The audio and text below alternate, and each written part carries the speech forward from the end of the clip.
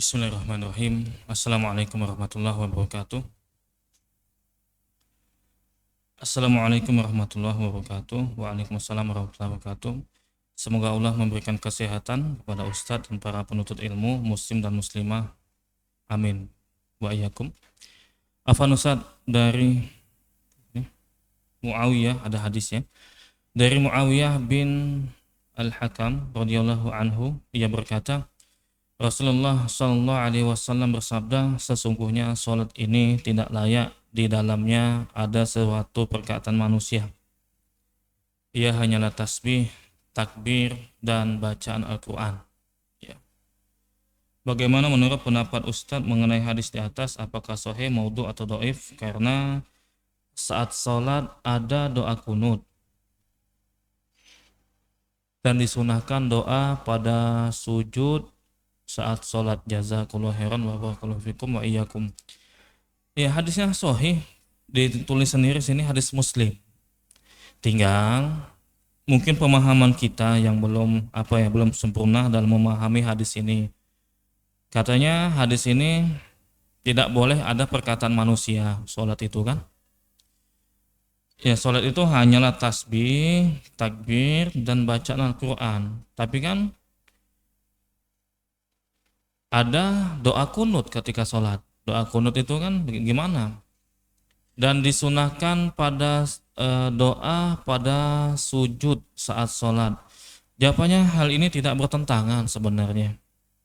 Kenapa? Karena memang hadis ini dari Rasul SAW. Dan yang mencontohkan kunut itu adalah Rasul SAW. Dan yang menganjurkan kita ini banyak doa ketika sujud adalah Rasul SAW. Begitu juga Rasul SAW menganjurkan kita untuk doa sebelum mengucapkan salam ketika tasyahud akhir. Summa yatakhayyaru minal mas'alati masya'a. Maka kemudian dia memilih doa apapun yang dia inginkan. Tapi kan kata Rasul tadi tidak boleh ada ucapan manusia atau tasbih atau takbir atau bacaan Al-Quran. Maksudnya kalau tidak ada kaitannya dengan sholat, ibadah nggak ada kaitannya, seperti ngobrol, woi apa dia loka misalkan, nah mana final misalkan, berapa skor misalkan, nah ini kan nggak ada kaitannya. Tapi kalau ada kaitannya, misalkan masalah apa yang doa, itu kan masih ada kaitannya dengan sholat. Bahkan Nabi SAW sendiri memerintahkan, maka dibolehkan, nggak masalah. Nabi sendiri yang menganjurkan, nggak masalah kita doa ketika sujud. Namun ulama beda pendapat kalau kita menggunakan bahasa Indonesia, memang beda pendapat ya. Allah alam, saya lebih pilih pendapat ulama yang mengatakan dibolehkan ya, kalau dia tuh nggak mampu.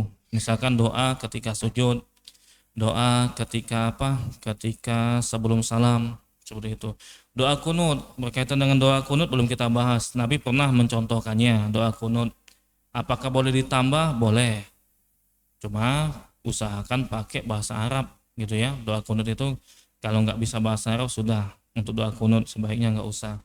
Jadi kesimpulannya memang hadis ini sahih. Adapun terkait doa kunut, kemudian kita disunahkan untuk berdoa ketika sujud dalam sholat, itu tidak bertentangan dengan hadis ini. Karena Allah alam maksud hadis ini kurang lebih salah satu maknanya itu kita jangan ngomong dengan perkataan manusia yang tidak ada kaitannya dengan ibadah sholat.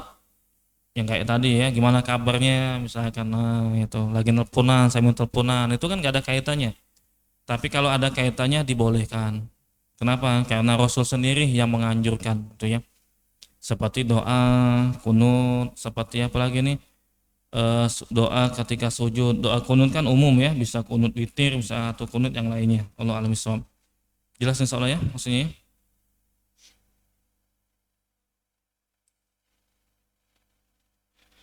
Assalamualaikum. Waalaikumsalam.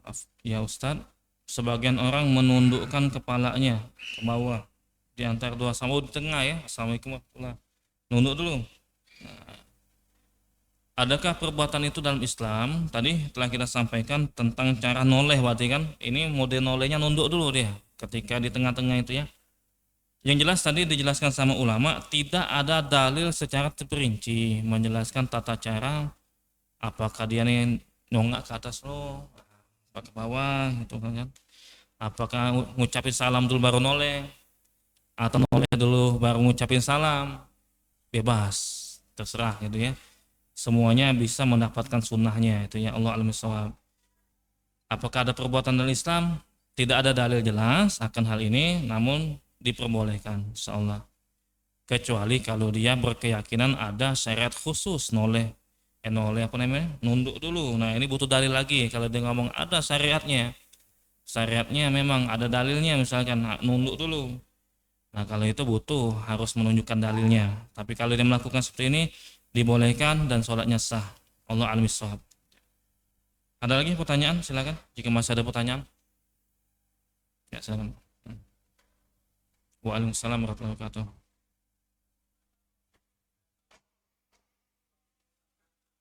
Heeh. Iya, waktu mengucapkan amin, makmum duluan baru pada imam. Iya. Apa hukumnya? Sudah bahas belum kita? Belum bahas ya. Belum bahas amin ya? Ya, tapi nggak apa-apa lah kita jawab ya. Ulama ini beda pendapat. Kapan kapan makmum ya? Makmum mengucapkan amin. Ada yang mengatakan salah satunya itu berbarengan sama imam. Ada berbarengan sama imam. Ada yang mengatakan pendapat itu ketika imam sudah selesai dulu. Imam sudah mengucap amin, maka makmum mengucapin amin boleh. Ada pendapat ketika imam telah mengucapkan ghairil maghdubi alaihim. Kalau udah mengucapin itu, boleh makmum mengucapin. Itu ada kemungkinan makmum duluan. Dan ada dalilnya. Kalau ada masalah ini masalah longgar, jadi boleh. Karena memang ada pendapat seperti itu dan ada dalilnya. Insya Allah kita jelaskan mana pendapat yang paling rojih ketika babnya nanti insya Allah ya. Itu kesimpulannya ulama beda pendapat. Allah alam bisawab. Ya, ada lagi pertanyaan? Ya, silakan. Waalaikumsalam warahmatullahi wabarakatuh.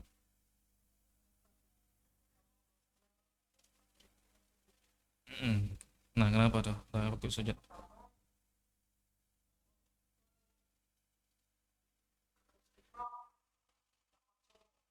Ngecer imam.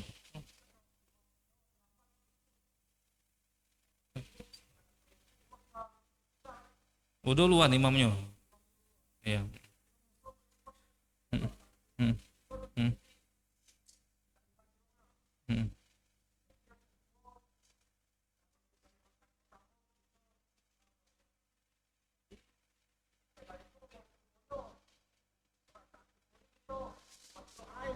mm, mm.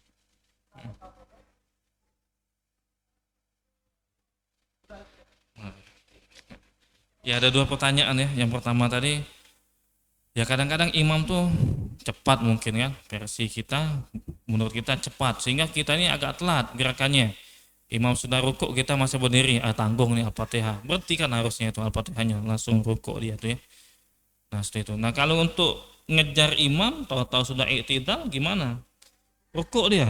Jangan sampai ketinggalan dua kali gerakan. Bisa batal itu. Kalau sampai ketinggalan dua kali gerakan. Kalau sampai India berdiri, rukuk misalkan imamnya dia masih berdiri, berarti tinggalan satu ya. Nah, kemudian dua i'tidal. Kalau dua ini ada mengatakan maksimal dua. Jangan sampai dia ke gerakan berikutnya dia masih berdiri, bisa batal itu. Nah, gimana? Ada sebagian pendapat mengatakan kalau benar nggak sempat, mungkin karena apa ya? Bukan karena nggak tumak nina ya. Kalau imamnya nggak tumak nina, batalkan kata Syekh Utsaimin berjamaahnya itu ya. Tapi mungkin ada faktor lain, mungkin kita tanggung ini Al-Fatihah misalkan selesaikan misalkan. Bagaimana kita ngejarnya? Ada sebagian pendapat ulama cukup mengatakan yang wajibnya aja subhanallahil azim lah selesai. Yang wajib itu sekali dalam pendapat mazhab Hambali kalau nggak salah. Cukup sekali aja. Tiga kali itu sunnah hukumnya. Atau dua kali itu hukumnya sunnah. Yang wajib dalam mazhab Hambali sekali. Kalau mazhab Syafi'i sunnah hukumnya ngucapin doa itu. Kalau nggak sempat lagi sudah semampunya kalau nggak sempat tadi. Kenapa? Karena ada sebagian pendapat ulama berdasarkan dalil, namun dalil ini memang masih diperselisihkan pendapat tentang kesohihannya. Man kana lahu imam fa qiraatul imam lahu qiraah. Barang siapa salat bersama dengan imam, maka bacaan imam itu mencakup juga untuk bacaan makmumnya. Maka sudah semampunya, udah baru nah imam lain nih sudah apa? Allah alam shawab. Jelas soal yang pertama ya. Yang kedua, kalau yang kedua misalkan kita baca doa ruku yang model kan macam-macam doa ruku itu ya. Ruku kedua kita baca mode kedua. Boleh nggak kayak gitu? Boleh, nggak masalah. Nggak harus satu doa, nggak. Bahkan kata ulama dianjurkan beda-beda memang. Yang lebih utama itu kita doanya beda-beda, jangan satu itu aja. Kenapa fungsinya? Agar kita lebih menghayati makna sholat itu. Kapan dari lahir, dari pertama kali sholat sampai tua, itu aja doanya. Doa paling pendek, doa istiftah misal itu aja. Nah, boleh nggak masalah, cuma nggak abdol. Yang abdol itu ganti-ganti. Kenapa? Biar dia mempersiapkan bacaan. Nah, kalau mempersiapkan bacaan, nanti kalau di rukuk kedua saya mau baca doa ini, lebih menghayati. Tapi kalau kebiasaannya itu aja, akibatnya apa? Kadang-kadang udah gerak sendiri mulut itu tanpa menghayati kita, udah kebiasaan. Boleh jawabannya, nggak masalah, bahkan itu lebih utama kata ulama. Allah alim bissawab. Ada lagi pertanyaan? Ya silakan. Waalaikumsalam warahmatullahi wabarakatuh. Hmm. Tasawuf awal 2 kali. Contohnya gimana contohnya? Ah, ah, ya. Mm-mm. Iya, kalau pertanyaannya apakah boleh kita nih tasawuf awalnya 2 kali? Bagi yang masbuk ya, bagi makmum yang masbuk. Kalau memang dibutuhkan seperti itu dan harus dikerjakan seperti itu, ya memang wajib kerja. Contoh misalkan di sholat maghrib nah telat. Pas imam itu tasawuf awal, fulan baru masuk. Nah, berarti kan dia tasawuf juga nih, tasawuf awal. Tasawuf awal kan? Udah. Ini rakaat kedua kan nggak dianggap dia, nggak dianggap mendapatkan rakaat kedua karena datangnya ketika imam sedang tasawuf awal. Habis itu imam bangkit mengerjakan rakaat ketiga. Berarti bagi makmum yang masbuk tadi ini rakaat pertama bagi dia untuk dia. Berarti kurangnya 2 rakaat. Ini sholat maghrib ya. Kurangnya 2 rakaat. Berarti yang dia lakukan menambah di rakaat kedua dan rakaat ketiga. Rakaat kedua ada tasawuf awalnya. Wajib hukumnya dia lakukan kayak gitu. Kalau kasusnya seperti tadi wajib tuh. Jangan ditinggalkan. Karena memang dia harus melakukan tasawuf awal. Kalau kasusnya seperti ini, nggak apa-apa dia tasawuf awalnya 2 kali. Pertama dengan imam tadi yang dia masbuk tadi, di rakaat kedua ketika tasawuf awal dia bergabungnya, habis itu kurang 2 rakaat, imam sudah selesai, dia nambah kekurangan 2 rakaat lagi, berarti dia tasawuf awal, kemudian tasawuf akhir 3 kali berarti ya, kurang lebih. Nah, tasawufnya itu ya, boleh jadi. Allah, bukan 3 kali, 4 kali berarti Pak. 4 kali ya, mau di kayak gini 4 kali ada tasawuf kan. Pertama 2 kali tasahud dengan imam. Imam tasahud pertama dengan tasahud kedua terakhir. Gitu kan. Kedua dia ngurang ini. Kurangnya tadi benar nggak Pak? Bisa ya? Jadi 4 kali bisa totalnya? 4 kali jadi total yang dia tasahud. 2 kali bersama imam. Kemudian dia karena dia kurang 2 rakaat tambah lagi. Rakaat kedua dan ketiga kan ada tasahud semua. 4 kali bisa tasahud dia. Enggak masalah kayak gitu. Karena memang kondisinya seperti itu dan dia harus tasahud. Allah alam bissawab. Ya, ada lagi pertanyaan? Ibu-ibu mungkin, ummahat? Cukup ya, seolah kita lanjutkan lagi pekan depan mudah-mudahan. Atau mungkin kita nih kalau dekat Idul Adha tuh bagus ini tentang Idul ini ya, kurban bagusnya ya.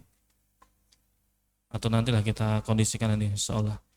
Tapi semoga ini bermanfaat bagi kita semua. Wassallallahu ala nabiyina Muhammad wa ala alihi washabihi ajmain. Subhanakallahumma wa bihamdika asyhadu an la ilaha illa anta astaghfiruka wa atubu ilaik. Wassalamualaikum warahmatullahi wabarakatuh.